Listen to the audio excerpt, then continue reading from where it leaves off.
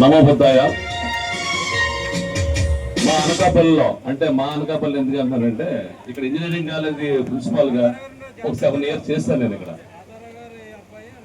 మొట్టమొదటిగా మన బౌద్ధ సమ్మేళనం ఇక్కడ జరగడం అనేది మనందరికీ చాలా గొప్ప విషయం. ఎందుకంటే బుద్ధుని కొండ లేదా బొజ్జన కొండ అనేది ఇక్కడ ఉందనే విషయాన్ని చాలా మందికి తెలియదు. మన ఆంధ్రప్రదేశ్ టూరిజంలో ఈ బొజ్జన కొండ అయితే లిస్ట్ లో లేదు. నా చెప్పినట్టు సార్ ఓన్లీ సెంట్రల్ గవర్నమెంట్ ఆర్కియాలజీలో ఉంది లిస్ట్ లో.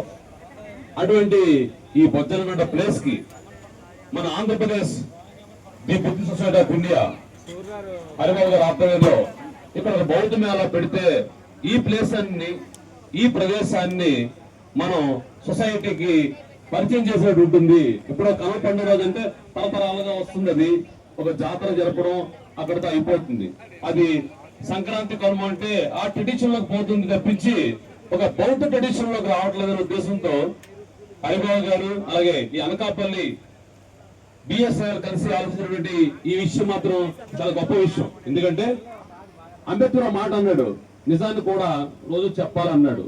అలాగే మన చరిత్రని మనం చెప్పుకోకపోతే వేటగాడు ఏం చెప్తే అదే చరిత్ర అవుతుంది.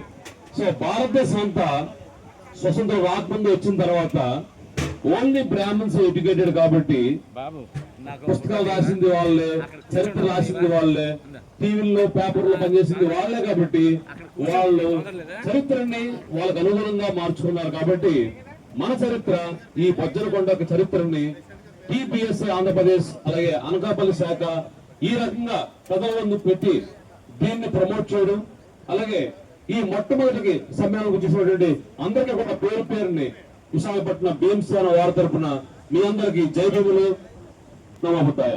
Thank you.